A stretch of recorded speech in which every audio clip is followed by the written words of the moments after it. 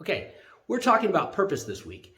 And while that's a topic that's near and dear to us at the Fundamental Group, it's not exactly new news. I mean, there are studies dating back at least a decade that suggested how purpose was so important to organizations and their success.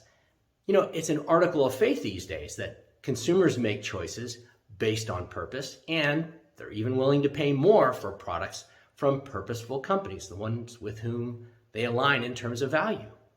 But what about B2B companies? Does the same hold true there? Should B2B companies focus on purpose, and does it have the same impact as it does for B2C companies? The answer seems to be yes. More and more studies are confirming just how valuable purpose is for B2B companies. A Harris poll that was conducted back in 2019 found that B2B decision makers choose to source from companies with a clear purpose and will pay more for their products and services. Sounds kind of familiar, right? Just like the B2C world. And now that same study found that while 84% of B2B companies had a purpose, only about 25% had activated it. Fast forward 3 years, and now that number's up to 68%. So the purpose movement seems to be getting stronger, even in B2B.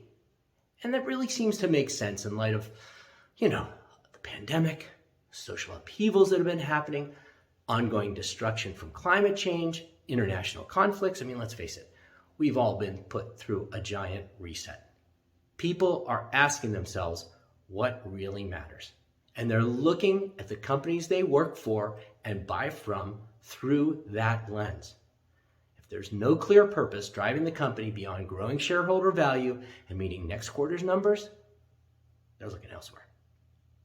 Well, we've got more about purpose, how it impacts businesses, as well as its storytelling value, and you'll find a link to our blog this week in the comments. We're also putting in a link to a podcast that goes deeper into that Harris study I mentioned. The podcast is called Purpose 360, and for those of you that want to dig in more, have a listen. It's worthwhile.